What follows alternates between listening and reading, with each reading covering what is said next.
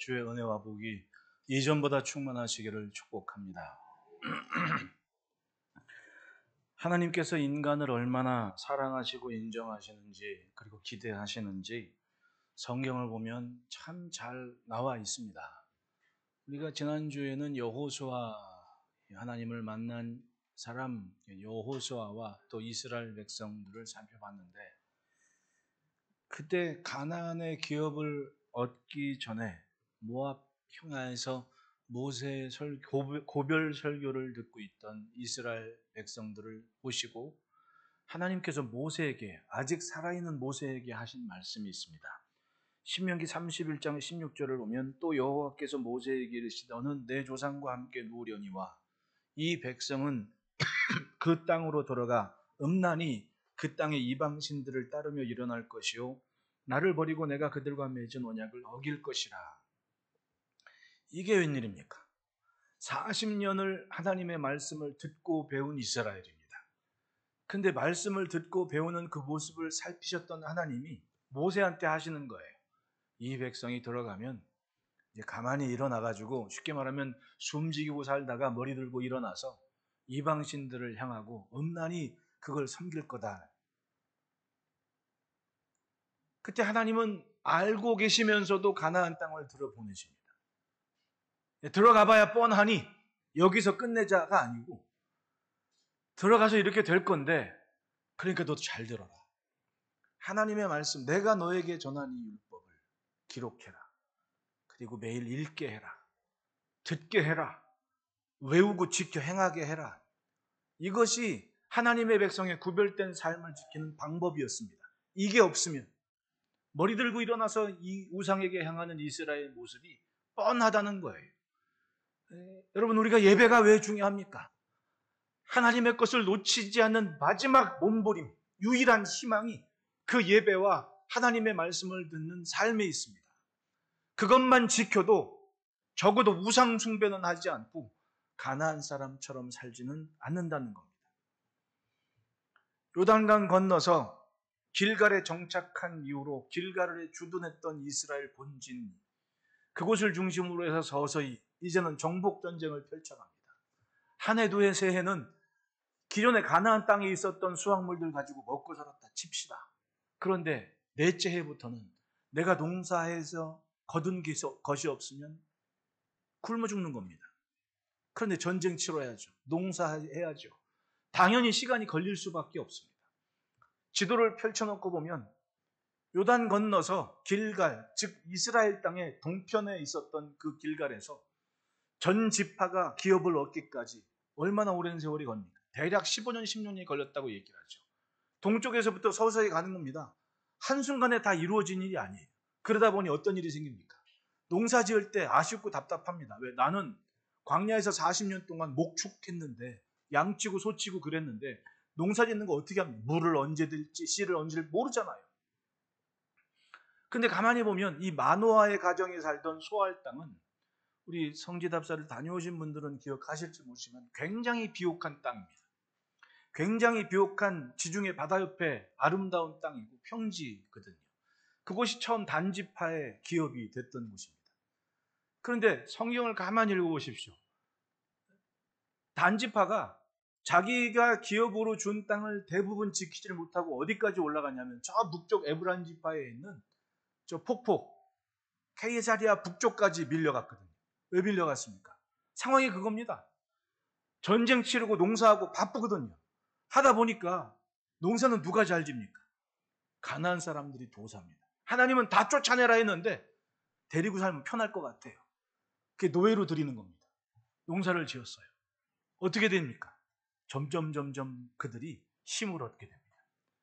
힘을 얻게 돼서 자기들이 오히려 이스라엘을 괴롭히고, 단지파는 이 마노아 가정 말고는 사실은 주변에 단지파의 기업 물을 땅이 많는데 대부분이 북쪽으로 쫓겨갈 수밖에 없는 거예요. 이게 사사기에 나온 이야기입니다. 그 사사기를 보면 그때의 상황을 잘 기록하고 있는 게 사사기 2장에 나와요. 사사기 2장 1절에서 3절 보면, 여호와의 사자가 길갈에서부터 보김으로 올라와 말하되 내가 너희를 애굽에서 올라오게 하여 내가 너희의 조상들에게 맹세한 땅으로 들어가게 하였으며 또 내가 이르기를 내가 너희와 함께한 언약을 영원히 어기지 아니하리니 너희는 이 땅의 주민과 언약을 맺지 말며 그들의 제단을 헐라 하였거늘 너희가 내 목소리를 듣지 아니하였으니 어찌 그리하였느냐. 그러므로 내가 또 말하기를 내가 그들을 너희 앞에서 쫓아내지 아니하리니 그들이 너희 옆구리에 가시가 될 것이며 그들의 신들이 너희에게 올무가 되리라. 현실의 유혹을 이기질 못하니까 조금 편히 살자고 가나안 사람들을 품고 살다 보니 어떤 일이 벌어집니까? 옆구리에 가시가 됐다 그래요. 여러분, 세상의 영적인 상황은 분명합니다. 내가 하나님을 주인 삼고 그 분명한 정체성을 지키면 하나님이 주신 은혜가 있는 겁니다. 그런데 오늘 내 앞에 있는 현실과 상황이 불안하다고 세상 사람처럼 살다가는 결국은 가나안 사람 되는 거예요. 그게 무서운 거예요. 오죽했으면 하나님의 사자가 지켜보다가 올라와서는 여호수아가 죽기 전쯤 와가지고는 얘기하는 겁니다. 내가 말했지. 그게 바로 복임에서 여호와의 사자가 이 말을 했을 때 이스라엘이 울었다고 얘기를 해요.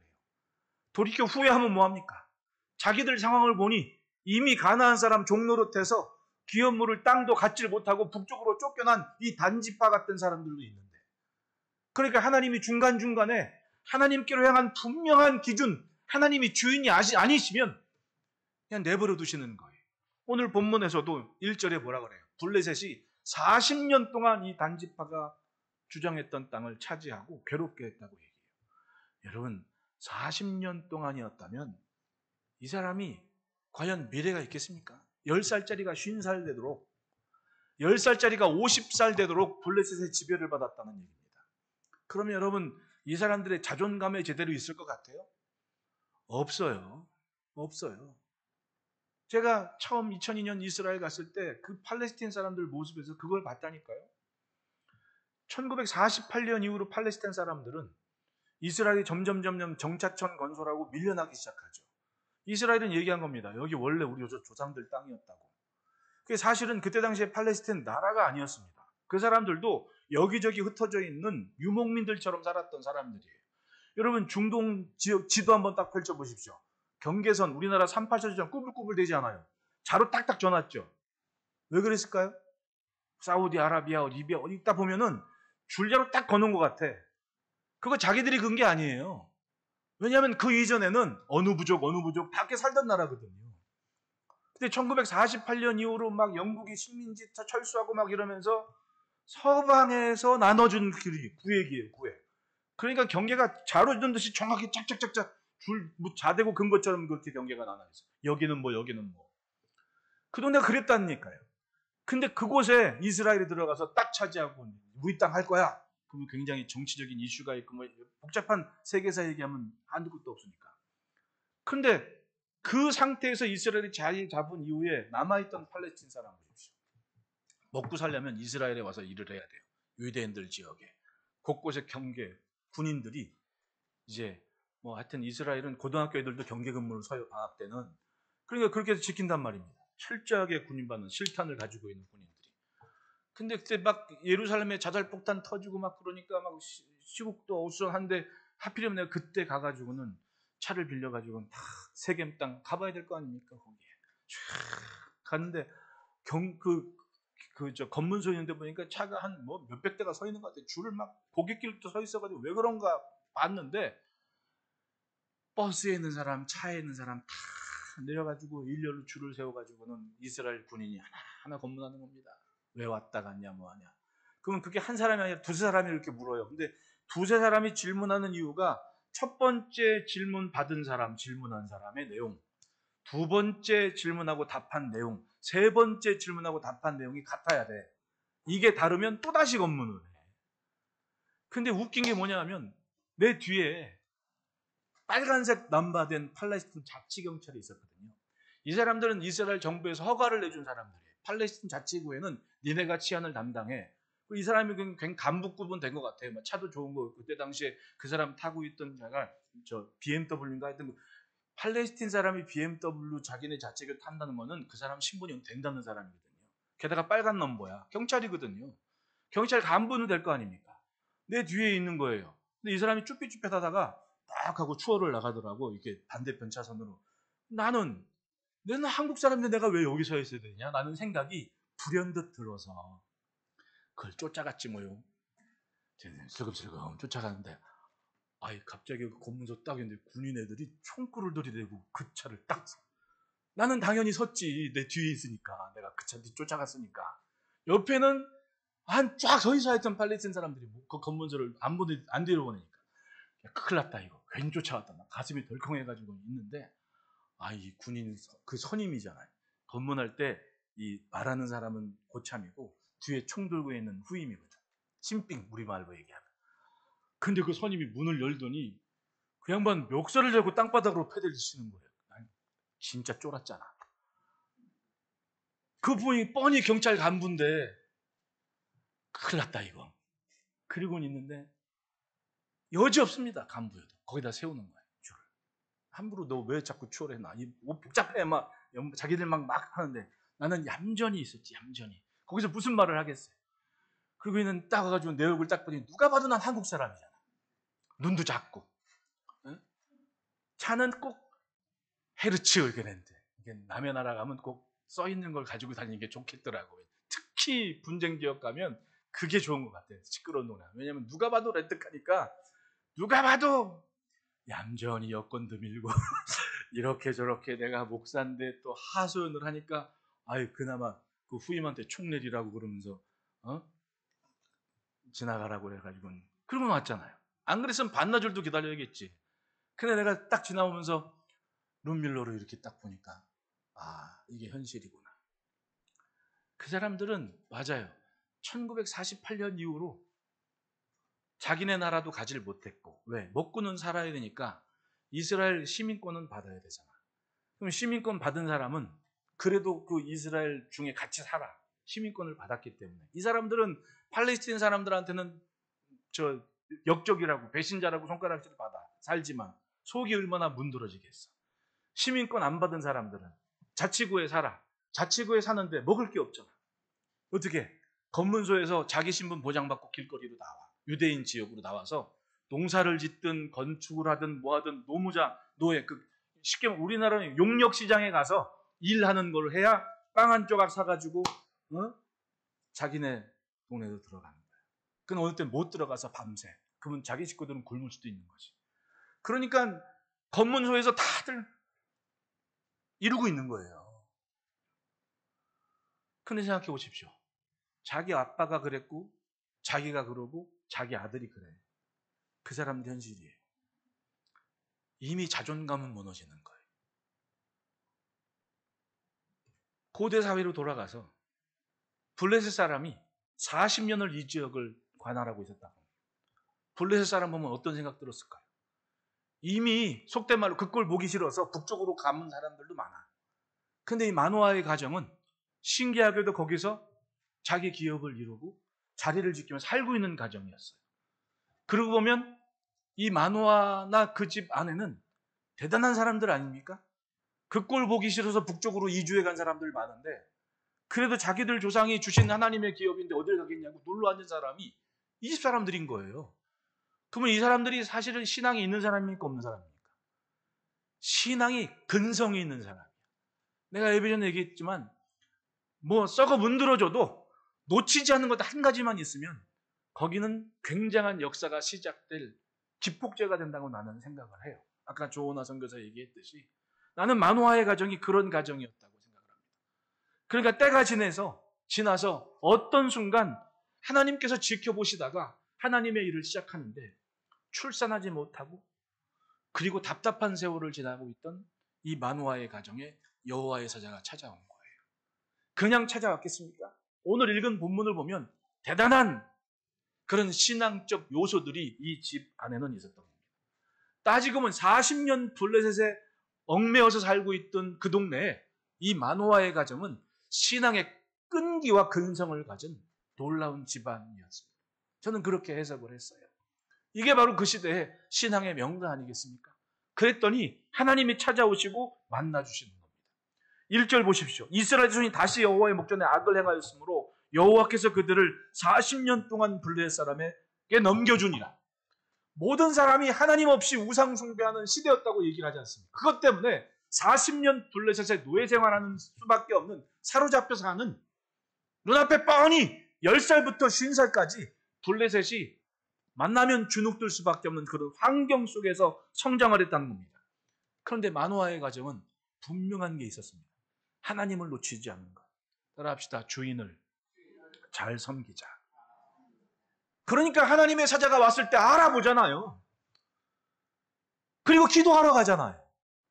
이건 이미 그 가정에 뭔가 분명한 그릇을 준비하고 있었다는 거예요. 그리고 나선 13장 24절 25절 보십시오. 그 여인이 아들을 낳음에 그 이름을 삼손이라 하니라. 그 아이가 자라며 여호와께서 그에게 복을 주시더니 소라와 에스다올 사이 마하네단에서 여호와의 영이 그를 움직이기 시작하셨더라. 아이를 못 낳는 여인이 있는데 아이를 낳게 하면서 여호와의 사가 말합니다. 그 아이가 이스라엘을 구원할 거야. 아니 10살부터 50살 될 때까지 블레셋 노예 살아가지고 어쩌면 이 삼손 엄마도 사실은 그 과정에서 낳은 엄마 아니겠습니까? 그런데 나면서부터 블레셋의 압제를 이길 수 있는 아이가 레벨을 통해 난 아이랑 놀라운 하나님의 말씀을 듣는 거예요. 할렐루야. 여러분, 하나님을 주의 삼고 품은 것이 분명하면 반드시 하나님의 날이 있습니다. 그리고 그날은 우리는 분명히 말할 수 있습니다. 마주보고 인사합시다. 하나님이 하셨습니다. 하나님이 하셨습니다. 우리들 가정이 그런 가정이기를 축복합니다. 여러분 자녀들의 일상을 위해 기도하십시오. 여호와의 영이 충만해서 반드시 복이 되는 인생이 되게 하십시오. 그게 10년 후가 될지 20년 후가 될지 오늘 본문처럼 40년 후가 될지 그건 모를 일이에요.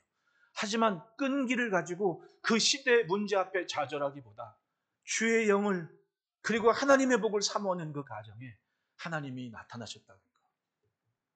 그런 관점에서 첫째에 따라합시다. 세상과 다른 길을 걷는다. 2절에 소라 땅의 단지파의 가족 중에 마누아라 이름하는 자가 있더라. 그의 아내가 임신하지 못함으로 출산하지 못하더니 여호와의 사자가 그 여인에게 나타나서 그에게 이르시되 보라 내가 본래 임신하지 못함으로 출산하지 못하였으나 이제 임신하여 아들을 낳으리니. 이 말은 원래 임신하지 못한 여인이었다는 얘기입니다. 근데 여호와의 사자가 나타났습니다. 얼마나 사모했으면 본래 임신하지 못하여 출산하지 못한 여인인데 나타난 겁니다. 그런데 그럴 만도 해. 왜냐하면 이때 당시의 기록에 따르면 사실은 여인이 출산하지 못한다는 것은 여인의 사명을 감당하지 못하는 거예요. 대를 잇지 못하는 여인이면 고대 풍습에 따르면 그냥 쫓아내도 아무런 그런 비난거리가 되지 않는 시대였다는 얘기입니다. 이미 고대 사회에는. 그러니까 오죽했으면 믿음의 조상이라고는 아브라함도 사람 마음이 얼마나 다급했으면 못 기다려서 어떻게 했습니까? 여보, 하갈이 내 몸종 아니요. 하갈은 내 건데 당신이 동침해서 아들을 낳으면 그 자식도 내 거요. 그러니 이만저만 똑같으니 하갈하고 당신 동침하시오. 그리고 우리 자식을 봅시다. 그래서 낳은 게 누구예요? 이스마엘이지 않습니까? 그 아브라함 자식입니다. 단 사라가 조급해서 서두른 거예요. 자기 노예를 들여보낸 겁니다.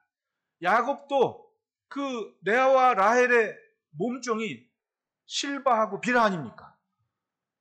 둘 다 야곱의 자식들 됐잖아요.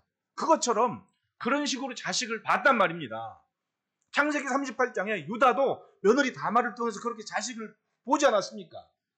아들집 배를 이어준 거예요. 그리고 그 가문에서 룻이나 이런 줄줄해본 예수님도 그 가문에서 나왔지 않습니까? 유다 지파에서. 그러니까 그때 당시에 세상이 보편적으로 그런 방식을 취했단 말입니다. 그런데 마누아의 아내 마누아는 그런 방법을 갖지를 않았어요. 그냥 자식을 보지 않고 살았다는 얘기 아닙니까? 이게 놀라운 거예요.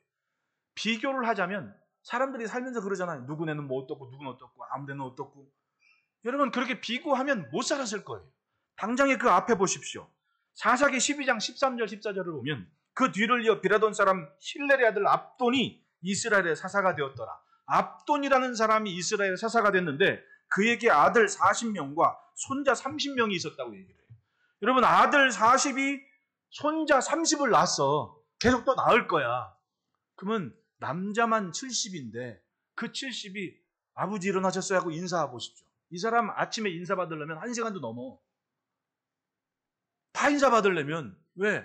뽀뽀해야죠. 볼 비벼야죠. 한 사람 한 사람 1시간 넘지. 70명인데. 대단하지 않습니까?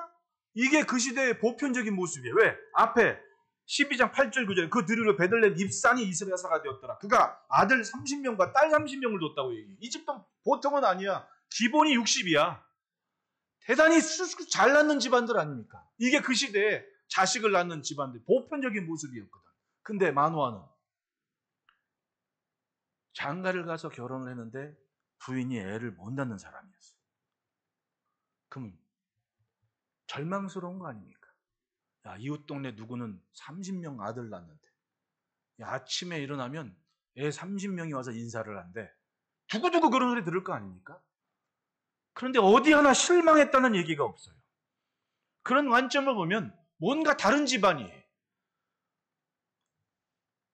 사라처럼 뭐 몸종 들여서 어떻게 후손을 이게 아닙니다. 뭔가 있어요, 이 집안은. 가만히 보니 여호와의 사자를 만난 다음 마노아의 반응을 보십시오. 이 마노아의 리액션을 보시라고. 3절을 보면 여호와의 사자는 마노아에게 나타났습니까? 아니면 아내에게 나타났습니까? 마노아가 여호와의 사자를 만난 게 아니었어요. 처음. 누구? 부인이 만났다고.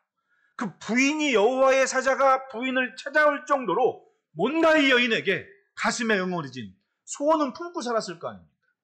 그리고 여호와의 사자가 만났을 때 여인은 남편에게 달려가서 그 얘기를 합니다. 그때 마노아의 반응을 보십시오. 8절 다 같이 한번 읽어봅시다. 시작. 마노아가 여호와께 아멘. 바로 이거예요. 마노아는 여인이 아내가 여호와의 사자를 만났어요. 꿈꿨어? 이렇게 반응하지 않아요. 기도를 했다 그래요. 어떻게 기도를 했느냐? 주여 구하옵나니 주께서 보내줬던 하나님의 사람을 우리에게 다시 오게 하사 우리가 그 낳을 아이에게 어떻게 행할지를 우리에게 가르치게 하소서. 마치 기다렸다는 듯이, 마치 알고 있다는 듯이 마노아가 반응을 하잖아요. 꿈꿨어? 진짜? 어디 다시 한번 해봐. 이게 아니었잖아요. 기도했다 그래요. 다시 좀 만나게 해달라고. 알려주실 거 좀 제대로 좀 알려달라고. 우리가 어떻게 행할지를 좀 가르쳐주시라고. 알려주시라고. 기도를 했다 그래요. 뭔가 다른 집안이었습니다. 그리고 말씀에 순종할 준비가 됐습니다. 이 마노아가.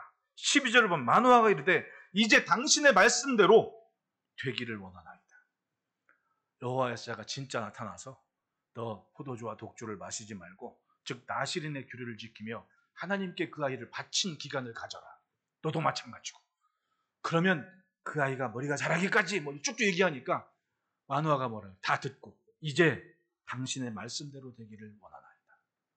예, 하나님의 말씀에 귀를 기울였고 순종할 준비가 됐습니다. 아쉬움에 이건 내 거야, 내 맘대로 하고 싶어 할 마음이 없겠습니까? 없던 자식 생겼는데 얼마나 귀합니까? 그런데 그 아이를 철저하게 포도와 도주와 독주를 마시지 않고 자기 길을 지켜요. 여러분 지금도 안식일 날 유대인들은 안식일 지키면서 그 포도주를 마시잖아요. 애들 거, 산부, 임산부 거 다 종류별로 있어요. 근데 그거 입도 대지 말라 그러잖아요. 하나님의 것으로 구별된 삶을 가지라고 얘기를 하잖아요. 그때 마노아는 내가 다 지켜야 하겠습니다. 하나님의 말씀대로 하겠습니다라고 다짐을 합니다. 순종할 준비가 된 사람입니다. 그 다음 그런 일을 받았을 때 여러분 예배하고 예물을 드리는 이 모습이 왜 중요한지 아십니까? 그 순간 주인이 분명해지는 거예요. 15절을 보십시오. 마노아가 여호와의 사자가 말하되 구하옵나니 당신은 우리에게 머물러서 우리가 당신을 위하여 염소새끼 하나를 준비하게 하소서. 예물을 드리면서 번제를 드릴 준비를 하잖아요. 이게 바로 평소에 마노아의 가정의 모습이고 신앙이라고 봐요. 다른 가족들, 다른 지파, 다른 후손들은 다 쫓겨가가지고 북쪽 가서 살고 있을 때 그 땅 차지하면서 버틴 이유가 바로 이거였다고 생각합니다. 마노아는 주인을 분명히 했습니다. 모세를 통해 걱정했던 하나님의 마음을 알고 있듯이 우상 숭배하지 않고 자기 집안만큼은 철저하게 내 집만큼은 하나님이 주인이라 지켰기 때문에 여호와의 사자를 만난 다음 예물을 준비하고 번제를 드리는 거예요. 여러분 예배의 예물이 왜 중요한지 아십니까? 여러분 사탄이 귀를 기롱하잖아요. 그렇게 헌금 안 드려도 돼. 이게 바로 마귀 짓인 거예요. 내가 기도를 할 때나 작정 기도를 할 때나 아니면 금식을 할 때나 예배를 할 때나 예물을 드린다는 얘기는 하나님께 드리는 거거든요. 그건 이 기도가, 이 삶이 하나님의 것이라는 주인을 고백하는 모습이에요. 여러분, 왜 밖에서 일해요? 돈을 왜 벌어요? 돈을 벌기 위해 일을 하잖아요. 돈을 왜 벌어요? 돈의 노예가 되는 사람이 있는가 하면 돈을 벌지만 주인께로 향하는 인생이 있다니까요. 하나님은 내 삶의 일부를 고백으로 받으시고 넌 내 거다라는 인침을 주시고 고백을 받으시는 거예요. 그러니까 쓸 때 잘 쓰라는 얘기입니다. 내 쓰는 것을 보면 내 주인이 누군 줄 아는 거예요. 그런 의미에서 마노아는 우상이나 이방신당을 간 게 아니라 하나님의 사람에게 또 하나님께 번제를 드리는 모습을 가졌다는 얘기는 이것이 이 가정이 잘된 이유고 복을 받은 이유예요. 분명합니다. 이건 바로 그것이 마노아의 가정의 세상과 다른 모습이었습니다. 하나님께서 걱정하시던 저거 가나안 땅 들어가서 잘 살게 되면 머리 들고 이방신에게 갈 거다. 그러니까 말씀을 귀에 외워 듣고 있게 하라. 아마도 마노아의 가정은 철저하게 하나님의 말씀 품고 기대하며 인내한 세월이 있을 겁니다. 그리고 어느 날 바로 그날을 본 거예요. 하나님의 사람이 찾아온 겁니다. 기도의 응답은 어쩌다 이루어지는 것이 아니었습니다. 품고 지낸 삶이었습니다. 여러분, 블레셋의 압제를 받는 40년이 있었습니다. 그 40년 동안 사무엘 상서에 나오죠. 블레셋을 섬기는 신이 뭐예요? 다곤 신이죠. 법궤를 짊어지고 다곤 신상으로 갔다는 얘기는 블레셋 지역의 신이 누구였다는 얘기입니까? 다곤 신이었다는 얘기예요. 그러면 40년 동안 거기 10살이 50살 될 때까지 살았으면 그 지역 사는 사람들은 다 다곤 신상에 가요. 그런데 마노아는 하나님께 번제를 드리지 않습니까? 할렐루야. 우리가 세상에 다른 것은 바로 이거예요. 내 주인이 하나님이시다. 그래서 주일이면 이악 물고 성전에 올라 예배드리는 것이고 삶의 모든 것을 멈추고 하나님을 위한 시간이 있게 한 것이고 힘들고 어려워도 예물을 드리면서 번제를 드리듯이 하나님께 내 주인은 하나님이십니다. 돈의 노예가 아니라 나는 하나님의 겁니다라고 예물을 드리고 섬기는 삶이 있는 겁니다. 우리가 걷는 길은 분명 세상과 다른 길이에요. 둘째로는 따라합시다. 주의 말씀을 놓치지 않는다.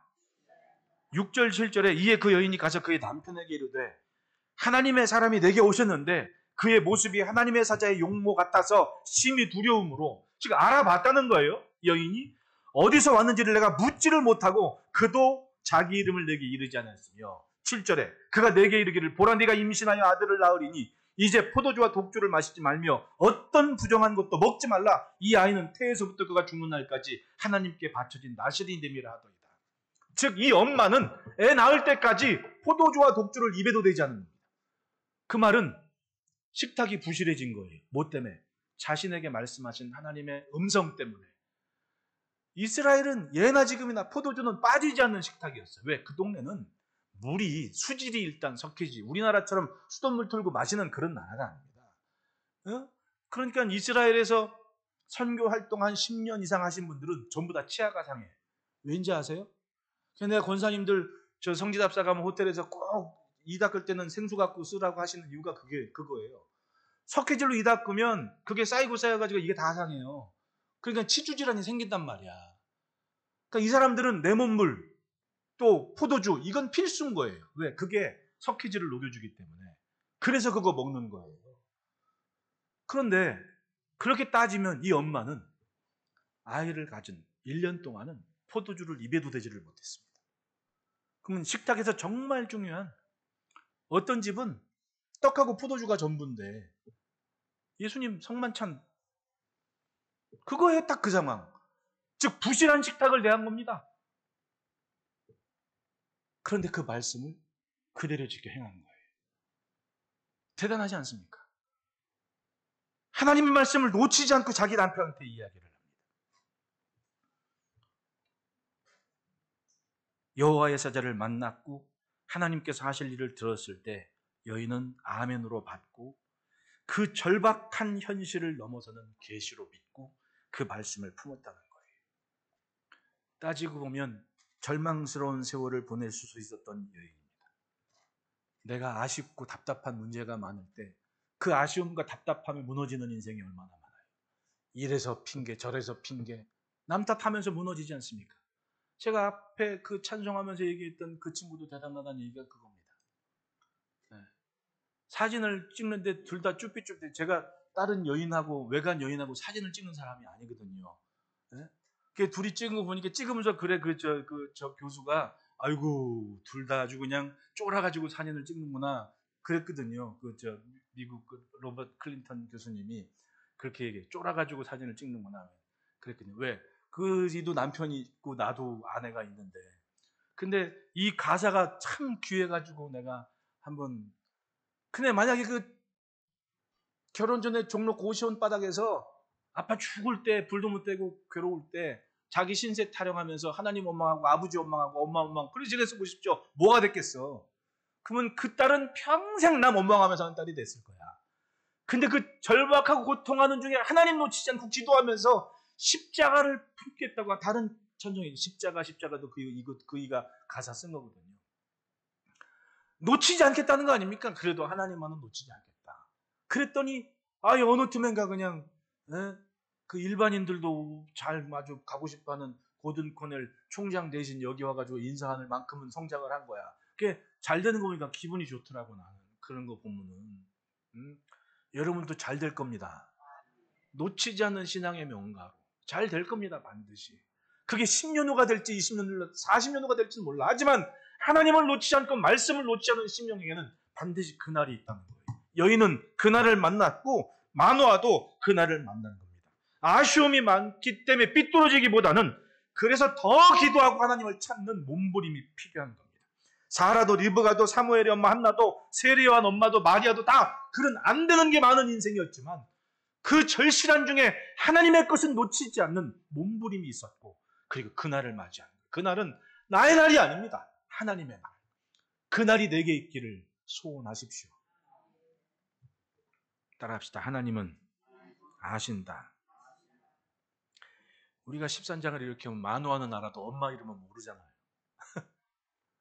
이름도 모르지만 그 삶은 분명히 성경에 묻어나 있습니다.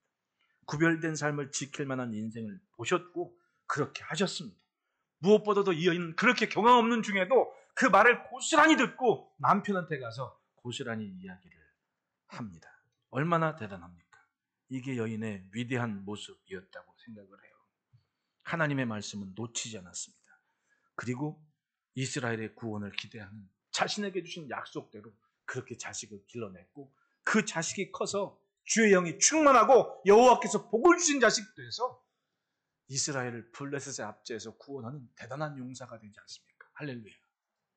그래서 셋째 따라합시다. 기도하며 주의 뜻을 이룬다.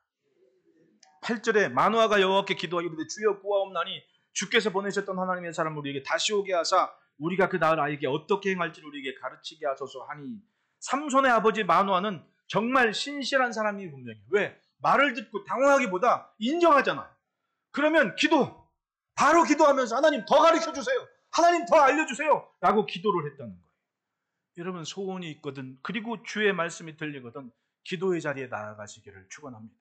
그 기도는 순종하기 위한 기도였습니다. 더 잘 순종하기 위한 기도였습니다. 더 잘 지키기 위한 기도였다는 겁니다. 주여 구하옵나니 우리가 그 낳을 아이에게 어떻게 행할지를 우리에게 가르치게 하소서. 하나님의 뜻에 맞게 아이가 자라기를 원하니까 더 알려주세요. 오늘 갑자기 이루어진 일이었습니다. 사실 그렇잖아요. 기도의 응답이라는 게 내가 원하는 시간 딱 이루어지는 게 아니었습니다. 가만히 보면 하나님께서 하시고 싶은 그 시간이 있다니까요. 그 시간인 것을 믿고 포기하지 않고 기도하면서 더 기도가 분명해져요. 이렇게 저렇게 더 기도가 분명해져요. 기도하니까 알게 되더라는 거예요. 내가 우리 박장로님 기도 때마다 내가 참 감사하는 게 일주일 동안 설교하면 그 설교 내용이 기도 시간에 나와. 2주에 한 번씩 장로님들 기도하시는데 2주 동안 새벽이건 주일이건 기도한 내용이 장로님 기도 시간에 있어요. 그게. 그러니까 내가 그걸 느껴요. 저거 내가 설교한 건데. 내가 설교한 건데. 여러분도 앉아 기도 듣다면 같이 기도하면 그거 느끼죠? 저거 목사님 설교한 건데. 하나님의 말씀이 들릴 때 그걸 내 것으로 삼고 약속으로 삼는 그 삶이 아름다운 삶이에요. 적어도 내 길을 잃지 않게 하는 겁니다. 저는 결혼할 때 돌아가신 주례 목사님이 한 3-4가지 이렇게 쓰신 중에 넷째 구절에 뭐라고 하시냐면 분수를 아는 가정 되게 하십시오. 여러분 삶은 영육 간에 자기 분수를 하는 게 중요합니다. 그래야 선을 지키고 내 길을 잃지 않거든요. 네? 내가 간장 종지에 밥 비벼 먹을 때나 아니면 스테이크를 썰을 때나 나의 나됨을 잃지 않는, 그게 분수를 하는 거거든요. 자기 기준이 분명해야 됩니다. 그건 뭘로 지킵니까? 하나님의 말씀에 절실하면서 기도의 자리에 가지 않으면 한순간에 복이 재앙이 될 수도 있는 거예요. 그러니 여러분, 기도가 왜 중요합니까? 하나님의 뜻을 자꾸 맞추고 더 알도록. 그런데 이 부부가 참 재밌어요. 여러분, 고대 사회에 하나님을 만나거나 여호와의 사자를 만나면 죽는다는, 그러니까 야곱이 야복강가에 씨름한 다음에 뭐라 그래요? 나 죽게 됐구나 그랬잖아요. 안 죽었어요. 이스라엘 백성들이 모세에게 막 얘기할 때 하나님이 나타나 말씀하신 민수기를 보면, 야, 하나님 만나면 나 만나면 다 죽었다. 근데 나는 모세랑 대면하여 만났다. 모세는 내 얼굴을 본 사람이다. 그런 얘기 해야 하네, 민수기에. 만나고 안 죽고 살았다는 얘기를 하시거든요. 그 말은 고대 근동의 사회 분위기는 신적인 존재, 하나님을 만난 사람은 어떻게 됐다? 죽었다. 실컷 기도하고 만나고 뜻듣고 하는 데는 몰랐어. 근데 이제 번제도 드리고 제물도 다 드렸어. 그 다음에 정신을 딱 차리고 보니까, 자, 21절 보십시오. 여호와의 사자가 마노아와 그의 아내에게 다시 나타나지 아니하니, 마노아가 번제를 드리고 하나님께 번제를 드린 다음에 다시 나타나지 않았다고 얘기해요. 그때 마노아가 그제야 그가 여호와의 사자인 줄 알고 그의 아내에게 이르되, 우리가 하나님을 보았으니 반드시 뭐하리로다? 죽으리로다. 그때 정신 들은 거야. 이제 야, 큰일 났다, 우리 다 죽었다 이제. 어? 하나님 만나고 산 사람이 죽었다, 우린 죽었다, 여보 우리 죽었어. 근데 부창부수라고 참 그 모자람을 채워주는 그 돕는 배필인 이 마노아의 아내가, 나는 마노아의 아내가 보통 사람이 아니었음을 알만한 게 그의 말에 있다고 봐요. 23절 보십시오. 그의 아내가 그에게 이르되, 여호와께서 우리를 죽이려 하셨더라면 우리 손에서 번제와 소제를 받지 아니하실 것이요 이 모든 일을 보이지 아니하실 것이며 이제 이런 말씀도 우리에게 이르지 아니하셨으리이다 하였더라. 부부가 서로 자기의 모자람을 보완해주는 참 아름다운 이 신앙적인 모습, 보기 좋지 않아요? 네? 그러니까 남편은 이제 죽었다고 쫄아있는데 부인이, 여보 죽었으면 벌써 죽었어, 그렇게 얘기하는 거예요. 우리말로 얘기하면. 네? 여러분, 제가 오래전 신문에서 읽은 얘기인데, 네? 남편들이 아내한테 제일 듣고 싶은 소리가 뭔지 알아요? 엄마들 한번 얘기해 보십시오. 네? 괜찮아 여보. 이 얘기를 제일 듣고 싶어 한다는 거야. 평소에 구박을 많이 받나 봐. 내가 그걸 어떻게 알았냐면, 저는 사실은 목사니까 만나는 게 제한적이잖아요. 근데 유일하게 세상과의 소통의 창구 하나가 있는데 그건 제 아내입니다. 근데 제 아내는 그 학원 좁은 애들을 아직도 잘 다루고 있기 때문에 그 애들이 오면 원장님 하면서 막 얘기해, 이런저런 얘기하는데, 그런데 열이면 열 다 애들이 한 가지는 똑같아. 우리 아빠는요 맨날 엄마한테 혼나요. 그게 사회 분위기인가 봐. 그렇지, 나도 혼나는데. 네. 그러니까 아이 아빠들이 그런 얘기가 듣고 싶대. 괜찮아 여보. 괜찮아 여보. 그러니까 이 마누아 부인이 마누아한테 그런 거 아니냐. 큰일 났다, 진지하게. 평소에 신앙적으로 굉장히 존경받는 남편이니까 얼마나 진지하겠어. 여보 이제 우리 죽었어. 그러니까 이 부인이, 여보 죽었으면 벌써 죽었어. 이게 난 참 정감 있어 보이는. 얼마 전에 무슨 맛있는 셰프인가 있었잖아요. 그 드라마 저녁에. 그거 연산군하고 중종고 사이에 좀 재미 넣어서 소설처럼 꾸민 영화 아닙니까? 제가 우리나라 궁 답사하고 막 이럴 때 진짜 지금도 기억에 남고 마음에 한 자리에 딱 기억에 남는 게 뭐냐면, 경회로 올라갔을 때 이 아빠들 애들 키우는 아빠 엄마들 좀 그 인터넷 잘 하다가 경회로 딱 나와서 하면 그거 아마 1시간에 20명인가 몇십 명만 딱 해서 2번인가 그거 꼭 데려가서 보십시오. 나는 그거는 가치가 있다고 봐요.